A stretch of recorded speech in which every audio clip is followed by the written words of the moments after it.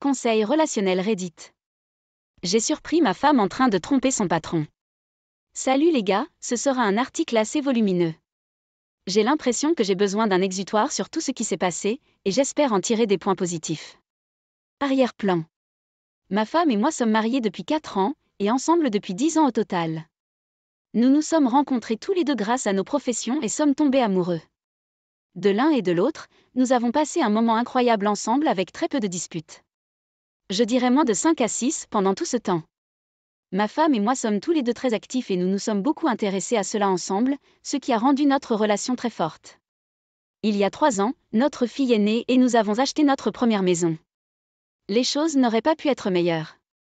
Ma femme a pris une année sabbatique et m'a parlé d'aimer être mère et d'envisager d'en avoir une deuxième, ce qui était totalement interdit auparavant, elle n'en voulait qu'une. Ma femme et moi avons décidé qu'elle retournerait travailler à temps partiel pour passer plus de temps à la maison avec ma fille. Elle en était heureuse. Ma femme a continué à travailler à temps partiel, mais elle était déstabilisée sur son lieu de travail et croyait qu'elle avait beaucoup plus à offrir que le poste qu'elle occupait. Il y a environ 1 an, ma femme a postulé pour un poste de direction dans une nouvelle entreprise. Je l'ai encouragée à regarder dehors et à se lancer. Ma femme est très intelligente, mais n'avait pas toutes les qualifications pour ce poste pour lequel elle postulait sur papier. Je lui ai dit que si elle pouvait obtenir une interview, c'était tout ce dont elle avait besoin pour briller. Elle a fini par obtenir un entretien et a ensuite remporté le poste. Son forfait doublait essentiellement ce qu'elle recevait, mais elle travaillerait maintenant 5 jours par semaine, au lieu de 4 jours par semaine, et 3 jours la semaine suivante, à temps partiel. Comme condition de ce travail de 5 jours par semaine, l'un de ces jours doit inclure le samedi. Ma femme et moi sommes passés de 3 à 4 jours de congé par semaine à 1 jour par semaine. Je travaillais 10 heures par jour, 4 jours par semaine. Nous en avons discuté tous les deux à l'époque et pensions que nous pourrions nous en sortir car cela impliquait une augmentation substantielle de salaire, et je resterais où j'étais pour m'occuper davantage de notre fille. Au cours des 3 premiers mois de son nouvel emploi, un membre de l'équipe a décidé de partir, la laissant en charge de 2 rôles. Son travail est devenu très occupé, et elle travaillait constamment 1 heure par nuit et parcourait ses emails professionnels quand elle rentrait chez elle. Je l'ai soutenue là où je pouvais, mais je pouvais dire qu'elle était occupée. Pendant ce temps, je passais un moment très épuisant émotionnellement au travail, et je suis rentrée à la maison plusieurs fois pour essayer de lui en parler. Je pouvais dire qu'elle avait d'autres choses en tête, et elle me repoussait les épaules. Je me suis sentie profondément blessée par cela, et j'allais faire obstruction à toute autre conversation concernant mes sentiments, et j'ai pensé que je les garderais pour moi, la pire chose que vous puissiez faire. Ma femme m'a approchée en février et m'a dit qu'elle était frustrée que je n'aide pas autant à la maison qu'elle travaille beaucoup. Elle avait raison, et je la comprenais. Je lui ai demandé si elle m'aimait toujours pendant cette conversation, et elle a dit oui, bien sûr. Je pensais que c'était juste une conversation que vous avez quand vous êtes un peu en colère au travail et que vous la repoussez sur votre mari. J'ai commencé à aider à cuisiner pendant quelques semaines, mais je suis retombée dans le fait de ne pas aider autant. Je m'occupais toujours de ma fille, je nettoyais la maison, etc. Elle a toujours dit que j'étais un excellent père, mais je me suis relâchée et j'ai arrêté de cuisiner. J'ai fini par m'acheter un nouvel ordinateur et me mettre aux jeux vidéo le soir, parce que j'avais l'impression que c'était une évasion de la réalité pour moi. Ma femme me demandait de venir me coucher, et je disais que je n'en avais pas envie et que je voulais rester éveillée. Cela a duré quelques mois avant de s'arrêter. Sachant maintenant, c'était un énorme signe de déconnexion. Début septembre, j'ai remarqué que ma femme était très distante. Je parlais de projets ou de voyages futurs, et elle disait de ne pas le réserver, car elle n'a pas envie d'y aller. J'ai trouvé ça un peu étrange, mais je n'y ai pas trop réfléchi. Le sexe précédent la semaine précédant le jour J se tarissait, et elle trouvait toujours une excuse pour ne pas l'avoir. Je me souviens que quelques jours avant le jour J, nous avons fait l'amour, et c'était tellement inconfortable, comme si elle ne voulait pas être là. Je savais que quelque chose se passait. Quelques jours plus tard, nous étions dans la cuisine, et je pouvais certainement voir que quelque chose n'allait pas. Je lui ai demandé si elle allait bien, et elle a juste dit oui, d'accord. J'ai continué à sonder et elle m'a regardé et m'a dit « Je ne suis plus heureux, je ne t'aime pas ». C'est à ce stade que tout le monde que j'avais construit avec elle s'est brisé. J'ai pleuré de manière incontrôlable et nous sommes allés faire un tour. J'étais en état de choc total. Comment peut-on se sentir si bien, et puis 1 semaine avant le jour J, ça ne va pas, et elle dit ça. Je ne comprenais tout simplement pas. Ma femme et moi avons parlé dans la voiture, loin de notre fille, pendant quelques heures, et elle était assez froide à ce sujet. Elle a dit qu'elle avait l'impression que nous nous étions éloignés, que nous étions distants et que nous avions l'impression d'être colocataires. Elle a déclaré qu'elle ne pensait pas que je sois assez intelligent émotionnellement. Elle a blâmé mon jeu sur l'ordinateur comme étant la raison principale. J'ai essayé de comprendre son point de vue sur tout ce qu'elle disait, et je pouvais certainement voir que cela pouvait être ressenti comme ça. Je l'ai supplié de voir un thérapeute, et elle a accepté, à contre-séure. Elle a déclaré qu'elle voulait que cela fonctionne pour notre fille. J'étais content de ça, car au moins c'est quelque chose. Je me suis assis et j'ai eu une énorme introspection sur moi-même, et j'ai pensé que ce n'était pas la personne que je suis, et ce n'est certainement pas la personne que je veux être. Entendre ma femme dire qu'elle ne m'aime plus a été l'expérience la plus douloureuse de ma vie. Je chérissais ma femme et ma fille plus que tout sur cette planète. Pendant les 6 semaines suivantes, j'ai commencé à grandir en tant qu'homme et j'ai vraiment progressé. Je cuisinais presque tous les jours, je gardais la maison impeccable, j'ai complètement arrêté tous les médias sociaux car je savais que c'était inutile de faire défiler la vie des autres, et j'ai commencé à lire un livre par jour, tout ce que vous pouvez imaginer sur la pleine conscience, la gratitude, l'amour, le mariage et tout le reste. J'ai commencé à vraiment voir comment un mariage a besoin de fonctionner tout le temps, et être présent dans le moment présent est quelque chose que je n'ai pas fait pendant 4 à 5 mois. J'ai compris comment vous pouvez devenir à l'aise et complaisant dans votre mariage et oublier les soirées en amoureux et le temps passé ensemble est si important. J'ai commencé à écouter activement ma femme, et je commençais à la lire mieux que jamais. Je tombais de plus en plus amoureux d'elle pendant ce processus, même si elle ne me rendait pas grand-chose. J'ai remarqué qu'il était étrange qu'elle ne m'apprécie pas pour tout ce que je fais la plupart du temps. Je ne m'y attendais pas, mais j'ai pensé que c'était bizarre qu'elle ne donne rien.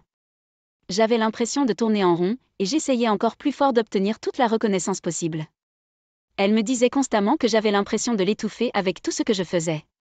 Je l'ai reculée de quelques crans, mais j'ai remarqué qu'elle s'éloignait encore plus, alors j'ai recommencé à faire plus de choses pour l'aider. Je lui ai écrit une lettre d'amour et je l'ai laissée sur le comptoir de la cuisine, pour qu'elle la voie quand j'étais au travail. C'était vraiment sympa avec des informations touchantes sur la façon dont nous nous sommes rencontrés, etc., et c'était quelque chose que je ne fais pas habituellement, mais que je voulais vraiment.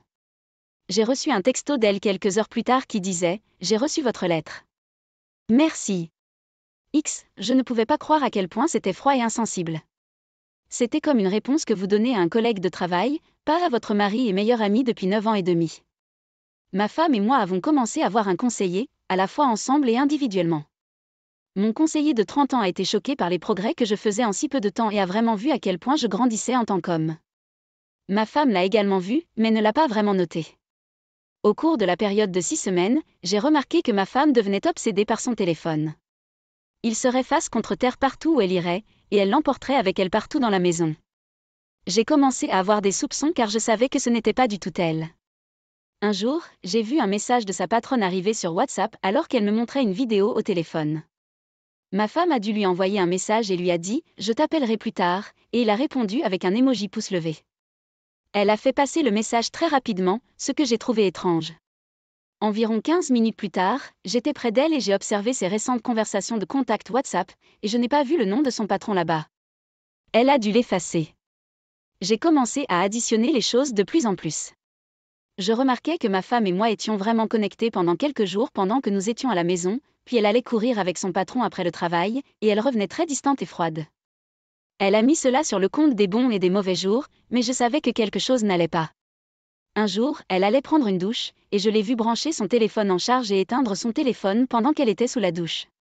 Une fois sortie de la douche, elle a pris son téléphone et a dit « Oh, mon téléphone a dû s'éteindre automatiquement ». Je savais qu'elle mentait. Je l'ai confrontée dans la cuisine de notre maison à ce sujet, et elle est devenue complètement blanche, comme si elle avait vu un fantôme.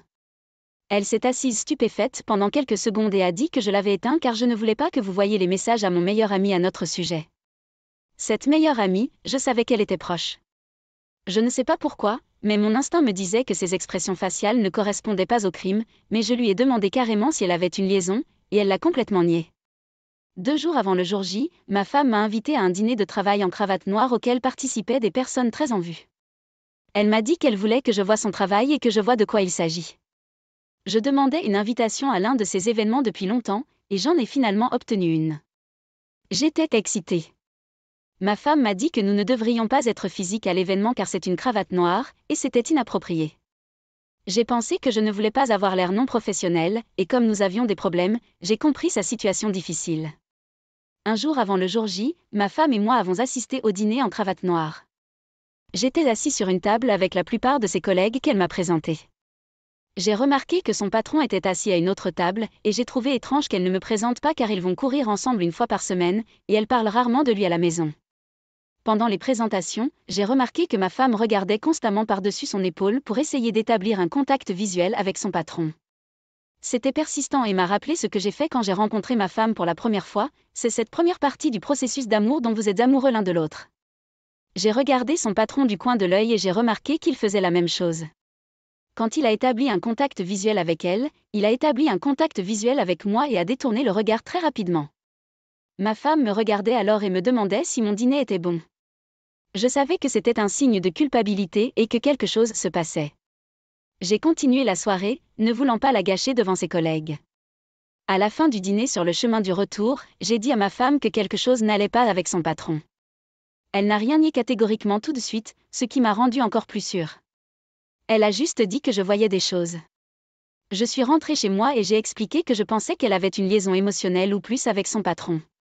Elle a dit qu'elle appréciait sa compagnie et qu'elle l'aimait et se souciait de lui, mais qu'elle essayait de faire l'idiot et de dire ce qui est une affaire émotionnelle. Je savais que ma femme était intelligente, et elle savait ce que c'était. Nous avons terminé la nuit en discutant.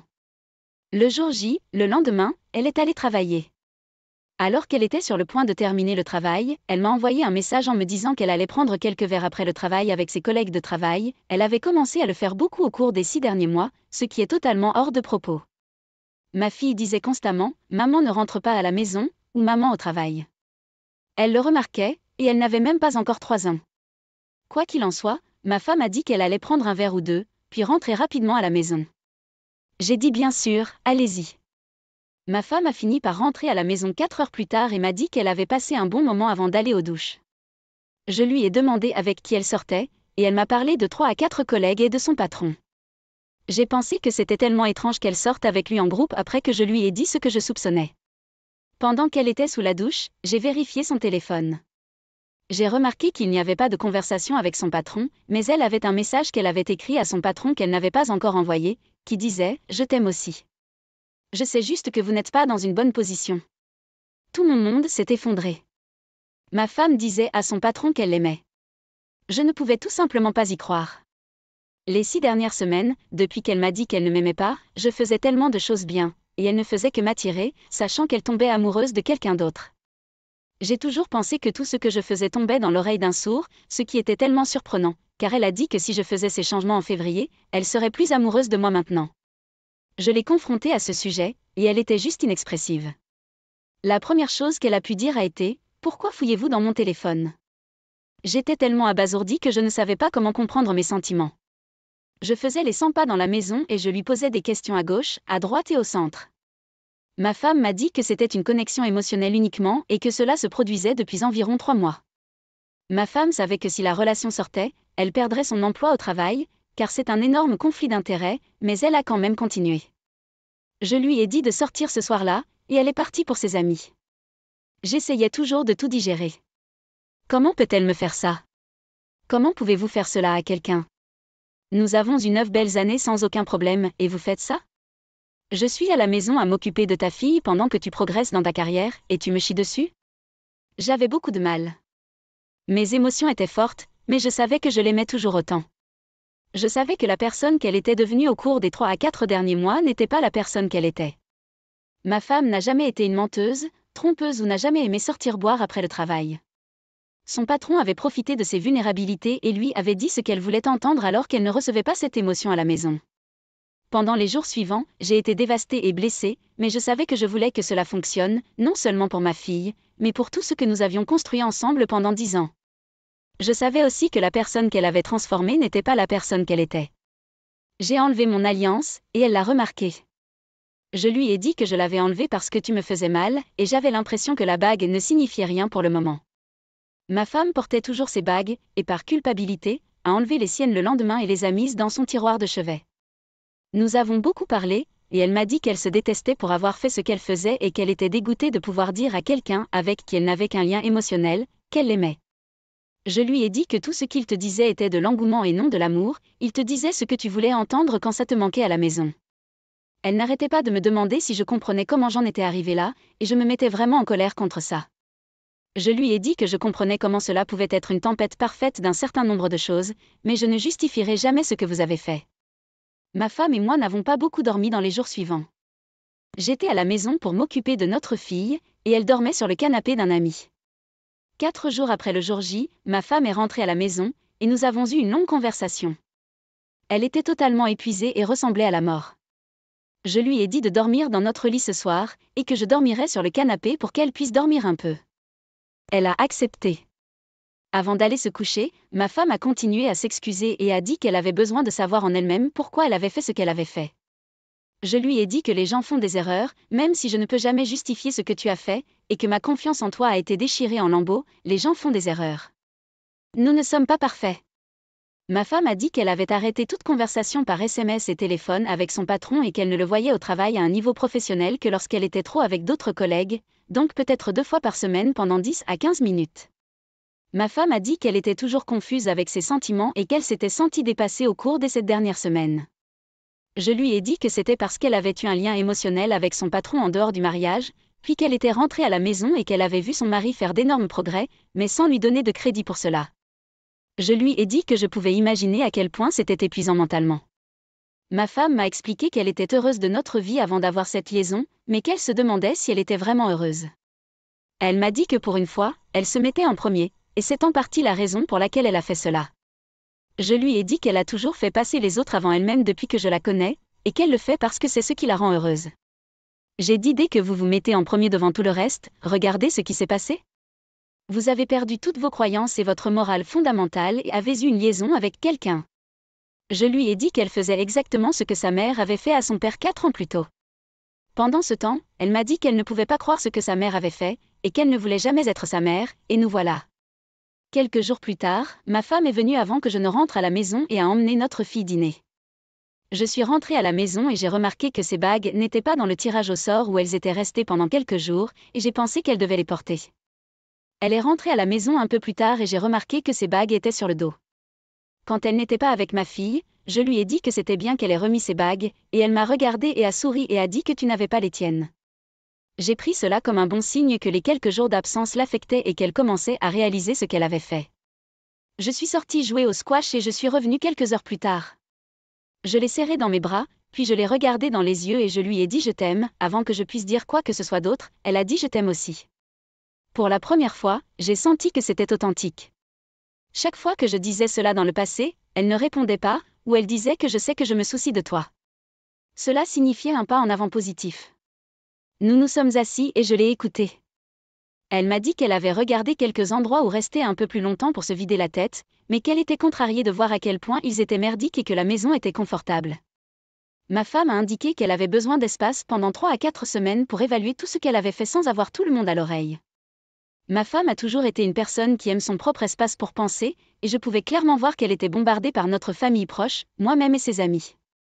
Ma femme a dit qu'elle avait besoin de temps pour voir pourquoi ses sentiments pour son patron étaient forts, et si c'était de l'engouement, ou quelque chose de plus. J'ai convenu que le temps passé à l'écart serait bien. Même si je l'aime toujours autant, je voulais qu'elle ait l'esprit clair avant d'aller de l'avant avec le mariage. Je veux qu'elle se rende compte que l'herbe n'est pas toujours plus verte de l'autre côté, et que ce qu'elle avait à la maison, une famille, signifie plus pour elle qu'une liaison émotionnelle avec son patron. Bien que nous ayons eu des moments difficiles au début de l'année dans notre mariage, j'ai grandi en tant qu'homme, je comprends le rôle que j'ai joué et j'ai appris à quel point la communication est la clé de tous, en particulier de parler à un niveau plus profond. Je comprends aussi qu'il est extrêmement important d'être présent dans le moment présent et reconnaissant pour ce que vous avez. Devenir complaisant dans son mariage ou dans sa vie est un tueur, et je me rends compte que je ne veux plus jamais recommencer. Le lendemain, ma femme a organisé un appartement pour rester 4 semaines. Nous avons tous les deux convenu que nous nous parlerions tout au long et que notre fille resterait avec elle à quelques reprises. Ma femme venait dîner quelques soirs par semaine et nous emmenions notre fille passer du temps en famille. Je voulais garder la normalité avec ma fille autant que possible, et elle l'a fait aussi. Bien que je sois dévastée que ma femme soit absente pendant 4 semaines et que je ne sache pas ce que l'avenir nous réserve, je sais que c'est un processus qui doit suivre son cours car nous en parlions constamment à la maison et cela devenait accablant pour nous deux. Je ne pense pas que nous aurions pu résoudre ce problème dans un environnement familial sans qu'elle n'évalue seule la situation. C'est tellement bizarre que je me batte pour ma femme après ce qu'elle m'a fait traverser au cours des 7 à 8 dernières semaines, mais je m'accroche à l'espoir que la semaine ou deux pendant cette période, nous nous sommes beaucoup connectés. quand le patron ne lui envoyait pas de message, je pouvais voir que ma vieille femme était de retour et que tout semblait normal. Je suppose que je suis venue à ce sous-marin pour voir si quelqu'un avait des situations similaires à la mienne et ce que je pouvais faire pour essayer de le faire fonctionner. En fin de compte, elle prendra la décision finale si elle croit que le mariage depuis 9 ans et ce que nous avons construit vaut une autre chance. J'ai juste honte de ne pas me sentir plus en colère pour ce qu'elle a fait, mais j'ai l'impression d'avoir tellement grandi pour réaliser que ce n'était pas qui elle est. Y a-t-il quelque chose que je puisse faire pour aider à réparer cette situation, ou dois-je la laisser suivre à l'improviste, mais cela remonte à 3 mois. Tout d'abord, permettez-moi de me présenter. Je m'appelle Daniel, j'ai 28 ans. Je sortais avec Sarah, 26 ans. Mais j'ai découvert qu'elle m'avait trompé avec un gars nommé Mike, 33 ans. De plus, Mike était fiancé à une femme nommée Linda. Elle avait 30 ans. Sarah et moi sommes ensemble depuis l'université, vivant ensemble, nous disputant de temps en temps, mais surtout jouant à l'imbécile en amour. Cependant, un jour, je me suis souvenu par hasard qu'une de mes amies proches avait vécu un divorce difficile, ce qui m'a fait soupçonner ses actions. Plus précisément, je suis devenu curieux à propos de son téléphone, mon anxiété a pris le dessus. Alors pendant qu'elle dormait, j'ai vérifié son téléphone mais je n'ai trouvé aucune preuve accablante au début. Juste au moment où je pensais m'inquiéter pour rien, j'ai remarqué un contact enregistré sous Sarah dans son téléphone, ce qui était étrange. L'affichage du contact a révélé un numéro que je n'ai pas reconnu. Je l'ai composé depuis mon téléphone. Soudain, une sonnerie retentit quelque part dans la pièce. J'ai saisi l'occasion alors qu'elle dormait encore pour localiser le téléphone qui sonnait. Finalement, j'ai trouvé un téléphone inconnu caché dans la poche de son manteau dans le placard. Je me suis faufilée dans la salle de bain, j'ai vérifié le téléphone inconnu. J'ai alors reçu un flot de messages. En retraçant les emails, il s'est avéré que leur liaison durait depuis 3 ans. Quel gâchis! Apparemment, le gars était chargé et gentil en plus. Je suis sortie, submergée par ma tristesse, ma colère et ma lâcheté, et j'ai appelé mon meilleur ami. Même si c'était le milieu de la nuit, je me suis étrangement retrouvée à rire. L'ami Ryan a répondu, « Avez-vous une idée de l'heure qu'il est ?» Je dormais. Ouais, mon mauvais. Qu'est-ce qui se passe avec vous? J'ai besoin de votre aide cette fois. Cette fois, vous devez plaisanter. J'ai peur que ce soit exactement ça. T'es sérieux? Je ne t'appellerai pas au milieu de la nuit si je ne l'étais pas. D'accord, je suis en route. Vous êtes chez vous, n'est-ce pas? Restez là, et ne faites rien de stupide. Après avoir raccroché, j'ai transféré des emails du téléphone secret de Sarah au mien. Le contenu était épouvantable. Je t'aime. Moi aussi. Je suis si heureux de t'avoir rencontré. J'ai juste continué à transférer ces messages.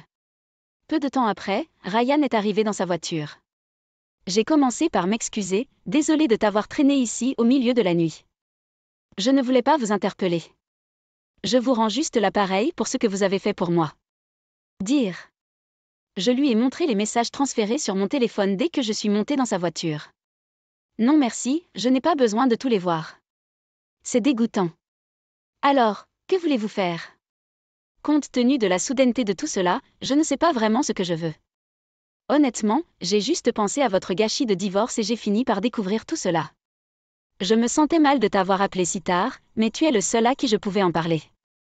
Il rit. Vous avez pensé à ma situation, hein? C'est dur. Alors, que voulez-vous faire? J'ai répondu honnêtement. Je veux frapper quelqu'un tout de suite. Calmez-vous, vous savez que cela ne résoudra rien, n'est-ce pas? Tu sais quoi? Je ne peux pas arrêter les larmes ou les rires, mais je suis calme. Si vous faites quelque chose de fou, je vous ferai entendre raison. Il a averti. Merci, j'en ai peut-être besoin. Alors, que devrions-nous faire à propos de ces deux-là? Après y avoir réfléchi un peu, il suggéra. Le gars est riche, non? Pourquoi ne pas le secouer pour un peu d'argent? Mais j'ai répondu. Non, je ne le ferai pas. Contrairement à vous, je ne suis pas en mesure d'exiger une indemnisation. D'accord, alors, voyons voir. Je n'envisage pas d'engager un détective privé, juste pour que vous le sachiez. Après avoir réfléchi un moment, il a dit. Oublions la violence. Que diriez-vous de les coincer, mais vous trouvez comment le faire? J'ai juste hoché la tête. J'ai compris. Une fois que mon éclat de rire s'est calmé, je suis retournée à l'intérieur, j'ai remis le téléphone de Sarah et je me suis effondrée sur le canapé. Le lendemain, juste avant midi, Sarah m'a littéralement réveillée avec une gifle. Je me sens absolument mal. Pourquoi dormez-vous ici? Vous allez être en retard? J'avais tout le temps, et mon réveil n'avait même pas encore sonné. Je suis partie au travail irritée au-delà de toute croyance. C'est alors que le dernier peu d'affection que j'avais commencé à s'estomper.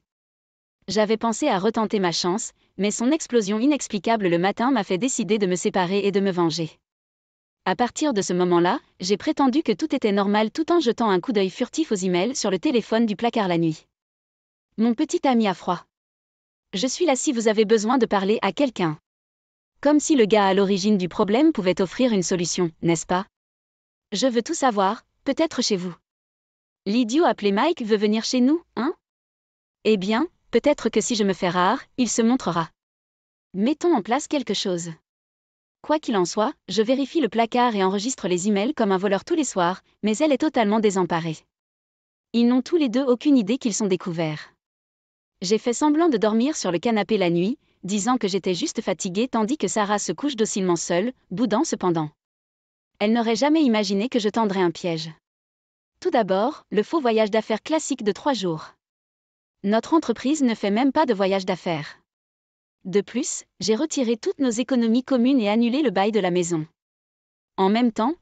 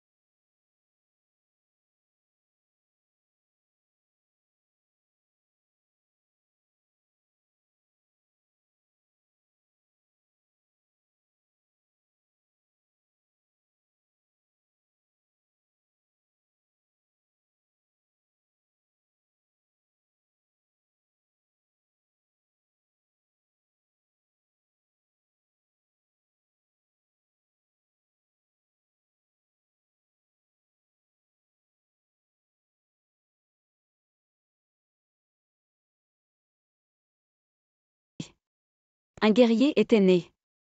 Dans la voiture, nous avons expliqué le plan en détail à Linda. Je romps avec elle de toute façon, donc tout ce qui se passe ensuite me convient. N'avez-vous pas de sentiments persistants?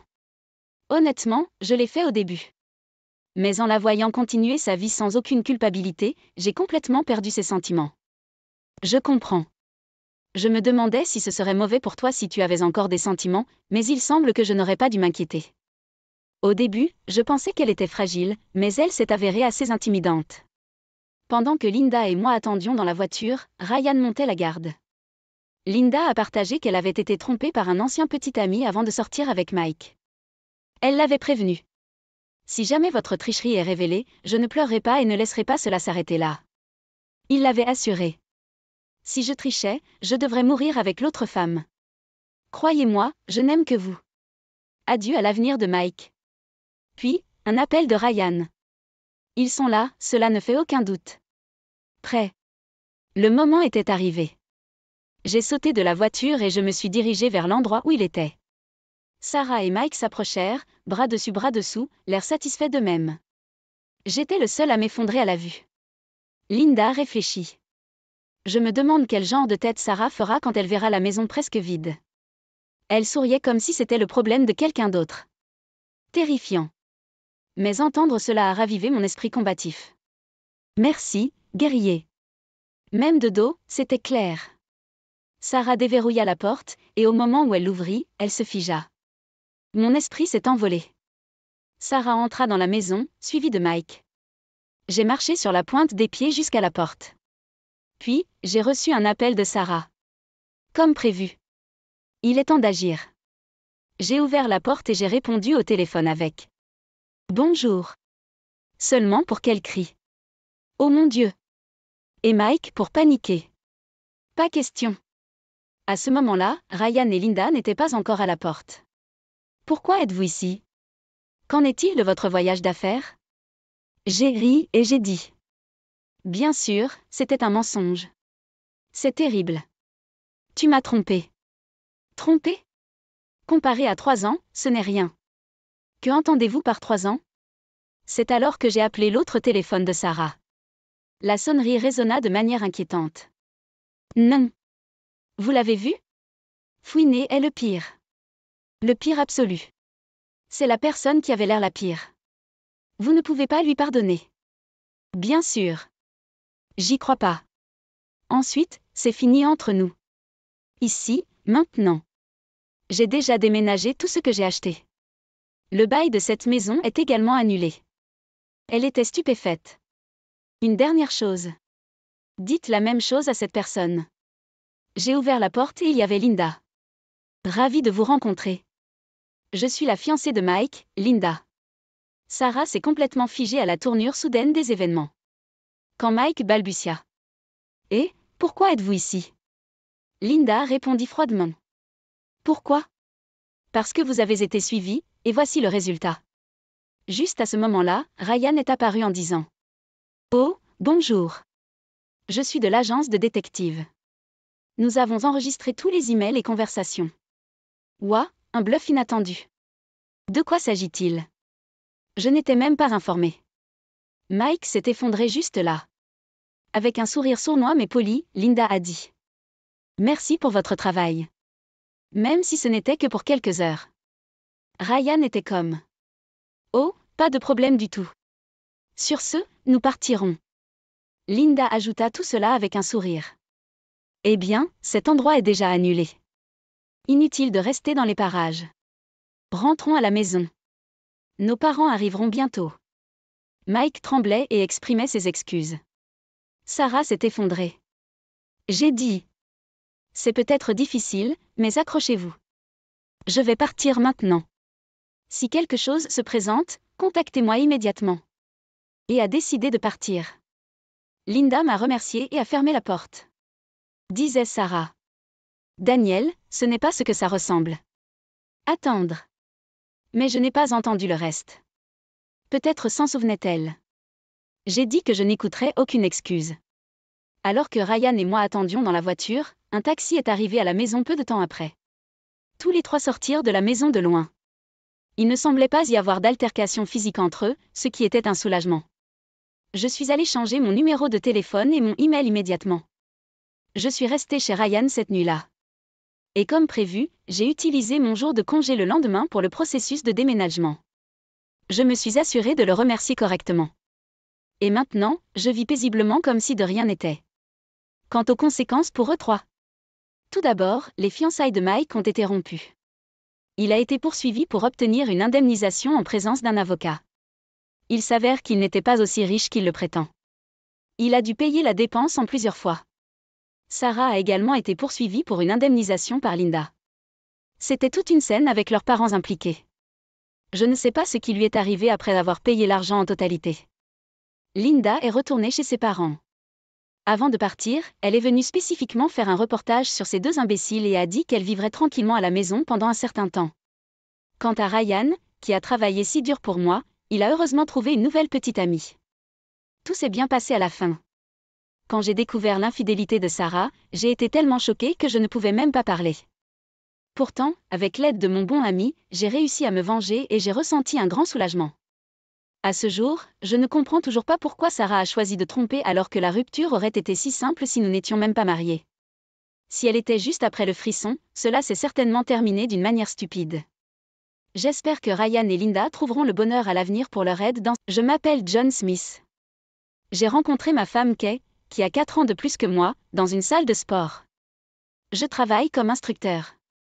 Kay est venue pour une leçon d'essai. Au cours de ces leçons, nous mesurons d'abord les statistiques corporelles du client, puis lui faisons visiter la salle de sport et lui apprenons à utiliser les machines. L'instructeur des cours d'essai change chaque semaine. Les rendez-vous peuvent être pris en ligne. Kay avait réservé pour 10 heures du matin. Je pouvais dire que c'était elle dès que je la voyais errer. Je m'appelle Kay, je suis ici pour la leçon d'essai. Bonjour, je m'appelle John. Merci d'avoir réservé un cours d'essai. C'était notre première conversation. Honnêtement, j'ai été surpris de voir à quel point Kay était mince quand je l'ai vue pour la première fois. Je me suis demandé pourquoi elle venait au gymnase. Plus tard, elle m'a dit qu'elle voulait se muscler. Après la leçon d'essai, elle a décidé de s'inscrire à la salle de sport. Au fil du temps, comme elle venait plus souvent, Kay m'a discrètement donné ses coordonnées. C'était la première fois qu'une femme m'approchait, alors j'ai pensé que c'était une farce. Mais nous avons commencé à parler, à sortir ensemble et finalement à nous marier. Kay voulait un grand mariage, alors nous l'avons organisé à Hawaï. Nos amis de gym ont même pris l'avion pour nous rejoindre. J'ai rencontré la meilleure amie de Kay, Emily, et son vieil ami d'université, Mike, pour la première fois là-bas. Notre mariage était épanouissant. Quand j'étais célibataire, je mangeais seule des repas achetés en magasin. Mais après le mariage, je rentrais à la maison dans une maison éclairée, un délicieux repas et un bain chaud qui m'attendaient. Et, bien sûr, Kay m'accueillait avec un sourire. Cependant, notre bonheur a été de courte durée. L'une des principales raisons était notre incapacité à avoir des enfants, ce que nous désirions tous les deux. Nous aimions tous les deux les enfants. Nous pensions que cela arriverait rapidement. Mais même après 2-3 ans, il n'y avait aucun signe. À la 4e année, nous avons décidé de nous faire tester. Trouver une cause aurait pu apporter une certaine conclusion. Mais malheureusement, il n'y avait rien de mal avec aucun de nous. C'était juste une question de timing. Nous étions tous les deux en bonne santé, mais nous ne pouvions pas concevoir. Cela nous a fait penser que c'était peut-être une question de compatibilité ou de destin. Mes sentiments ont dû se manifester parce que j'ai accidentellement fait pleurer Kay une nuit. Un programme d'information mettait en vedette des enfants. Ils sont tellement adorables. J'ai lâché innocemment. Réalisant mon erreur, j'ai rapidement changé de chaîne. Pourquoi le changez-vous ? J'ai pensé que cela pourrait vous déranger. C'est vous qui êtes dérangé. Attendez, calmez-vous. Je suis calme. C'est toi qui me traites comme si j'étais fragile. Dit-elle en fondant en larmes. Kay. Après cela, nous avons complètement cessé de parler des enfants lorsque les enfants sont montrés à la télévision. Nous n'avons plus abordé le sujet. La tension était suffocante. Je me suis donc mis à la pêche, un passe-temps suggéré par mes copains de gym. Malheureusement, l'ami qui l'a recommandé avait un horaire complètement différent. Je ne pouvais donc pas apprendre de lui, et c'est à ce moment-là que Kay m'a présenté à Mike. Selon Kay, c'est un pêcheur expert qui possède même un bateau. Étant le meilleur ami de ma femme, j'étais assez nerveux au début. Bonjour, ravi de vous rencontrer. Eh bien, pas pour la première fois, mais vous savez. C'est la première fois que nous avons une conversation. Je suis vraiment heureux d'avoir un autre compagnon de pêche. Mike était incroyablement gentil et a fait un excellent travail pour me soulager des nerfs. Ses talents de pêcheur étaient aussi impressionnants que qu'elle avait dit. Il était très facile à vivre et agréable à côtoyer. Passer mes jours de congé à pêcher est devenu une échappatoire à la relation froide avec Kay. Comme je passais tous les week-ends à pêcher, j'ai commencé à m'inquiéter pour Kay, alors j'ai suggéré un week-end pour nous trois. Mike a réservé le séjour dans un lodge à Asheville. Je suis désolée de m'être immiscée dans le voyage de votre couple. Ne sois pas bête. Vous n'êtes pas intrusif. Merci d'avoir réservé ce fameux lodge. Eh bien, vous avez dit que Kay voulait y aller. Vous vous en souvenez? Je n'avais pas prêté beaucoup d'attention à l'époque. Mais en y repensant, il y avait peut-être quelque chose de plus dans leur conversation. Déposons nos sacs au lodge et allons pêcher de nuit. Pêche de nuit. Ça a l'air génial. Je ne l'ai jamais fait auparavant. Je savais que Monsieur Smith était curieux à ce sujet. Merci. Même après toutes ces semaines, ne vous appelez-vous pas toujours M? Mike et moi nous sommes regardés. Elle a peut-être raison. Il est peut-être temps que nous laissions tomber les formalités aujourd'hui. Ça a l'air bien. Si quelqu'un utilise M, il me doit $10. $10, c'est trop. Je voulais dire, c'est un accord. $10 c'est. J'ai été surpris de voir une facette de Kay que je n'avais jamais vue à la maison, vivante et jeune dans sa conversation. La pêche de nuit était géniale. Les yeux du poisson brillaient en bleu dans l'eau, créant une scène magique. La technique était différente de la pêche de jour, déplaçant la canne de haut en bas le long du mur de la jetée. Même Kay, un débutant, pouvait le faire facilement et attrapait le plus de poissons, grâce à la chance du débutant. Nous avons dîné tard dans notre chambre. Nous avons dégusté un festin de fruits de mer. C'était un repas délicieux pour nos yeux et notre estomac. Après avoir mangé, nous avons pris un bain. Mike, se sentant fatigué, a opté pour la douche dans notre chambre. Se sentait-il mal à l'aise de s'immiscer dans le temps de notre couple? Comme nous étions tous proches, nous avons décidé de dormir dans la même chambre, en installant nos lits côte à côte. On a l'impression d'être de retour à l'université. C'est certain. Je suis allée dans une école réservée aux garçons. Cela a dû être ennuyeux. Et, n'insulte pas ma jeunesse. C'était amusant à sa manière. J'envie un peu l'expérience réservée aux garçons. C'était juste malodorant et misérable. Nous avons tous ri. J'aurais aimé que ces moments amusants durent éternellement. C'était comme une amitié entre hommes et femmes que je n'avais jamais connue dans ma jeunesse. Tout cela grâce à Mike. Je ne suis pas très douée pour l'alcool, alors je me suis endormie à un moment donné. Je me suis réveillée vers 4 heures du matin. Il faisait encore sombre dehors. J'ai un terrible mal de tête avec la gueule de bois, probablement à cause des restes d'alcool. C'était amusant, mais je me suis probablement laissé emporter. Puis, dans l'obscurité, j'ai entendu des voix. J'ai pensé à demander à Kay de m'apporter de l'eau, si elle était réveillée. C'est difficile de rompre, mais si c'est pour le bonheur, ça vaut le coup. Rond. En plissant les yeux dans l'obscurité, je pouvais faiblement distinguer une scène choquante. Mon visage est devenu pâle. Kay et Mike se tenaient la main et se regardaient dans les yeux. C'est nous, Mike. Ne vous inquiétez de rien. Merci, Kay. Je vous fais confiance. Je t'aime. En entendant leur conversation, j'ai allumé la lumière avec hésitation.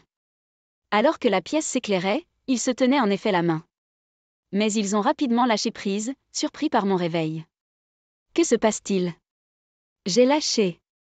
Vous étiez debout? Qu'est-ce que c'est, se tenir la main? Je vous ai entendu parler tous les deux.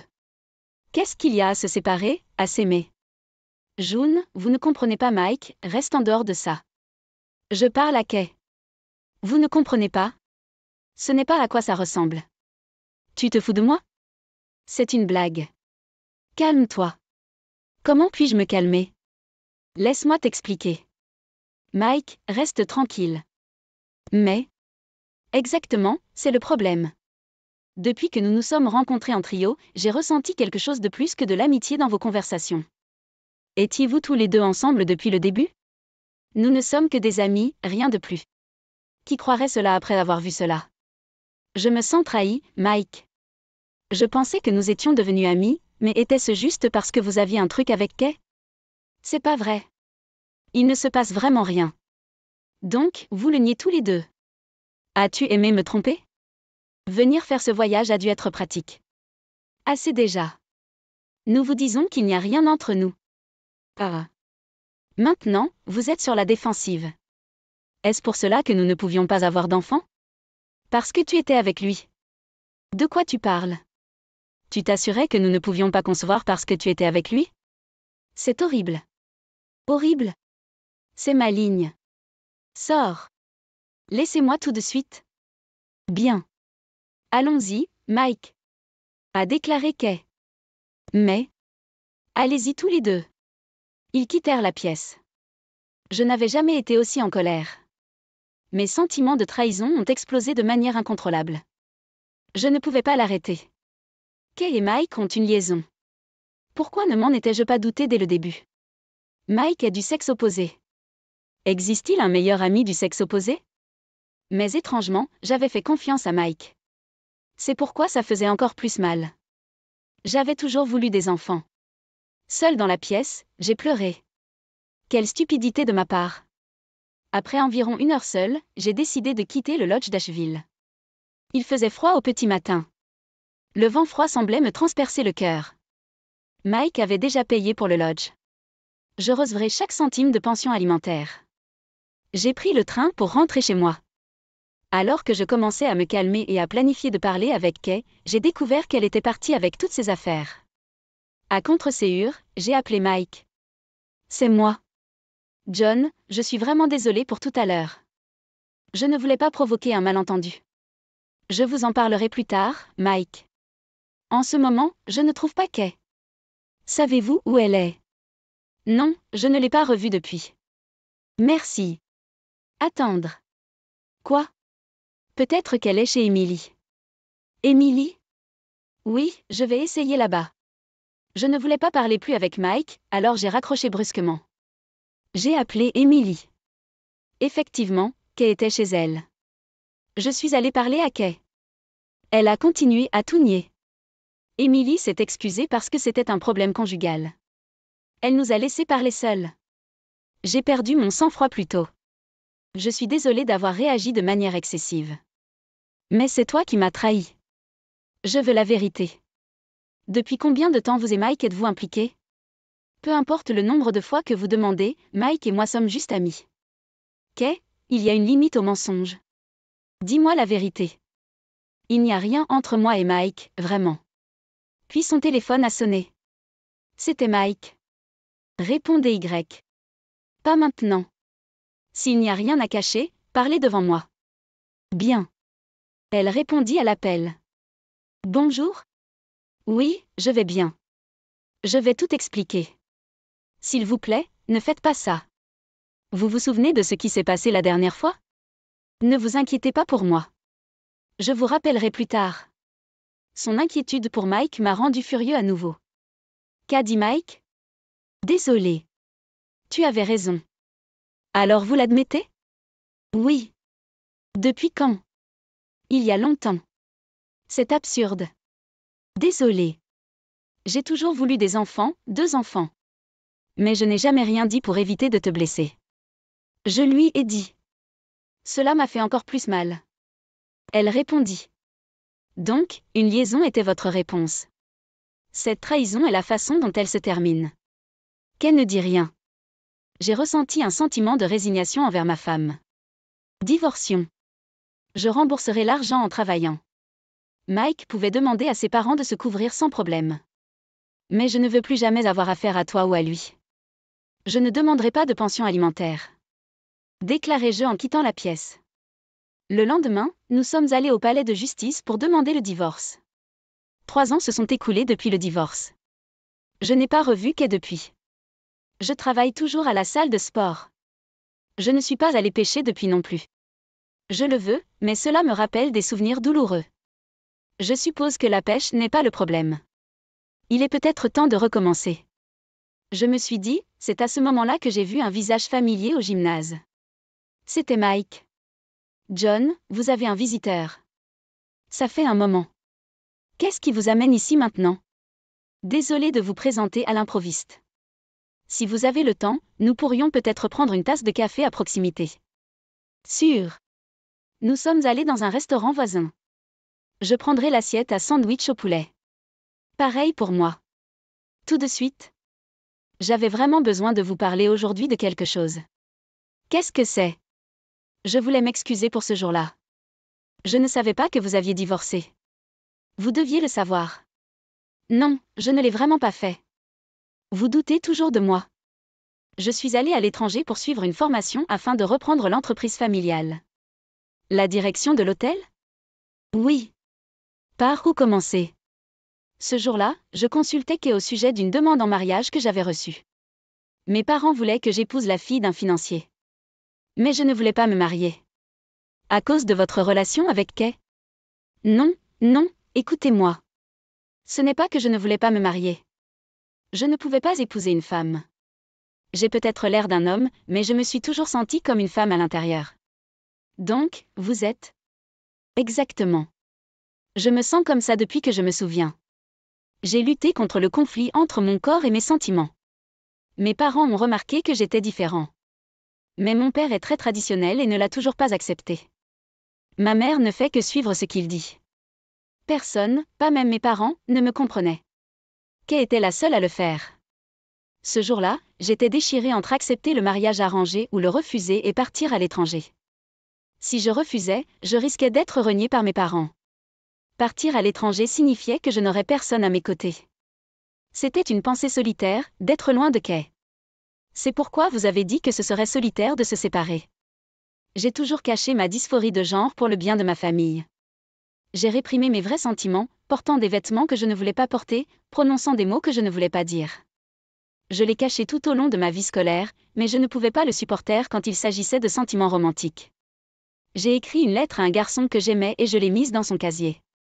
Il m'a répondu en m'appelant à l'arrière de l'école. J'étais excitée, mais quand je suis arrivée, plusieurs garçons attendaient. Ils ont ri et m'ont habillée pour prouver que j'étais différent et ont pris des photos. Même le garçon que j'aimais s'est joint à moi, me traitant de dégoûtant. C'est terrible. Personne ne me comprenait. Quand j'ai finalement trouvé le courage, voici le résultat. D'une manière ou d'une autre, je me suis retrouvée sur le toit, pensant mettre fin à mes jours. Mais ensuite, Kay m'a arrêtée. Elle et moi nous connaissions depuis la maternelle, mais nous ne parlions jamais beaucoup. J'étais timide et calme. Elle était belle, intelligente, l'idole de tout le monde. Elle m'a pris la main, m'a conduit dans la salle de classe et a lu la lettre à haute voix devant le garçon que j'aimais, qui avait le béguin pour elle. Les joues du garçon devinrent rouges vifs et lui crièrent d'arrêter de lire. Elle termina, déchira la lettre. Peu importe à quoi vous ressemblez. Il est 1 million de fois meilleur que quelqu'un avec un noyau pourri. J'aime Mike tellement plus que toi. Puis elle m'a pris la main et nous sommes partis. Elle a l'air d'une héroïne. Pour moi, elle l'était. Nous avons commencé à parler tous les jours après cela. Kay connaissait en quelque sorte ma dysphorie de genre depuis le début. Grâce à elle, les intimidateurs ont cessé de me déranger et l'école est devenue agréable. Tout cela vous est arrivé. Même après avoir obtenu mon diplôme, je n'ai pas pu faire mon coming out à cause de mes parents, alors j'ai vécu avec ce secret. Cela a été vraiment difficile. Je ne pouvais pas tenir tête à mes parents et de temps en temps, je demandais conseil à Kay. Ce jour-là, elle m'a également parlé de son mariage et de ses problèmes de fertilité. Je voulais m'excuser après que tu nous aies entendu parler, mais j'ai dû refuser la demande en mariage ce jour-là. Si j'avais raté une chance, j'aurais été à nouveau sous le contrôle de mes parents. Donc, c'était comme ça. Vous étiez juste amis. C'était tout mon malentendu. Bien sûr, Kay et moi sommes du sexe opposé. Tout le monde en douterait, vous n'aviez pas tort. Mais Kay n'a jamais parlé de moi. Elle croyait que vous la comprendriez et que vous lui feriez confiance. Je vois. Je n'ai découvert la vérité que récemment. Quand je suis retournée dans ma ville natale, j'ai rencontré les parents de Kay et j'ai appris le divorce et qu'elle avait un enfant. Quoi? Vous ne le saviez pas? J'étais sans voix. Compte tenu de mes pensées suicidaires passées, Kay n'a jamais parlé de ma dysphorie de genre à personne, probablement même pas à vous. Je pense qu'elle t'attend toujours, espérant que tu reviendras. Après avoir rencontré ses parents, je suis partie sans voir Kay. Je suis revenue pour m'excuser auprès de vous et vous raconter toute l'histoire. Merci d'avoir partagé une histoire aussi douloureuse. Je l'apprécie. C'est ma faute. S'il vous plaît, Allez la voir bientôt. Droite. Je voulais aller voir Kay immédiatement. Je suis allée chez ses parents. Ses parents ont été surpris de me voir. S'il vous plaît, laissez-moi parler à votre fille. Kay sortit de la maison. Parlons dehors. Nous avons marché jusqu'à un parc voisin. Pendant tout ce temps, je réfléchissais à la façon de m'excuser auprès de Kay. Je ne lui avais pas fait confiance, j'avais des insécurités dans notre mariage. Et je n'ai pas réussi à comprendre ses luttes. Peut-être que si j'avais écouté davantage, elle m'aurait parlé de Mike. Vous êtes venu parce que Mike vous l'a dit, n'est-ce pas? Oui. Maman et papa ont dû tout lui dire, même si je suis resté silencieux. Vous avez entendu parler de Mike? Oui, m'a-t-il dit. Je suis sûre que vous avez été surpris. Je l'étais, mais plus que cela, j'ai réalisé que je te devais des excuses. Les gens croient ce qu'ils voient. N'importe qui aurait pu douter de moi et de Mike. Mais j'ai toujours pensé, au fond de moi, que tu me ferais confiance. Mais vous ne l'avez pas fait. Je ne pouvais pas non plus supporter les suppositions sur notre infécondité. Je suis vraiment désolée. Avec le recul, je me rends compte que j'étais aussi en faute. Je n'ai pas parlé de Mike et j'ai juste agi comme si nous n'étions que des petites amies. Je ne pouvais pas parler de Mike. Il pense m'avoir sauvée, mais c'était l'inverse. Je ressentais la même chose que lui à ce moment-là. Quoi? L'entreprise de mes parents était en faillite et nous avions des dettes. Ils se battaient constamment. Mon père est devenu erratique et j'étais seule. C'est là que j'ai sauvé Mike. Il était si reconnaissant et voulait toujours me remercier. Son aide a remis l'entreprise de mon père sur les rails. Je ne pouvais parler à personne de mes sentiments, mais Mike était différent. Même après le remariage de mes parents, il a écouté mes sentiments compliqués. Donc, je voulais le soutenir en retour. C'est pourquoi je ne vous l'ai jamais dit. J'ai réalisé trop tard que je ne pouvais pas revenir en arrière. Je pensais que tu serais plus heureux avec quelqu'un qui pourrait te donner des enfants. Et puis, ironiquement, j'ai découvert que j'étais enceinte après le divorce. J'ai élevé notre enfant seule. Récemment, j'ai commencé à espérer que tu reviendrais peut-être pour nous, même si cela semblait impossible. Je suis revenue. M'exclamai-je bruyamment. Oui. Je suis désolée de vous avoir fait attendre. La mère de Kay est apparue avec un enfant qui a couru vers nous. À mi-chemin, l'enfant lâcha prise et courut tout seul. Tyler, sais-tu qui c'est? Papa? J'étais stupéfait. Je lui ai dit que son père travaillait loin, croyant que tu reviendrais un jour. Je vois. Tyler, je suis désolée de t'avoir fait attendre. Papa, tu es à la maison. Je suis rentrée. J'ai serré mon fils dans mes bras, essuyant mes larmes. Kay pleura aussi. Merci d'avoir attendu. Je ne suis pas parfait, mais revenons à une famille. Je ne te ferai plus jamais de mal. Et je te protégerai aussi de ma vie. Kay pleura et hocha la tête. J'ai pris la main de Tyler et nous sommes rentrés ensemble à la maison. 3 ans, c'est long ou court? Je suis prêt à rattraper le temps perdu avec beaucoup d'amour. Je ne lâcherai plus jamais cette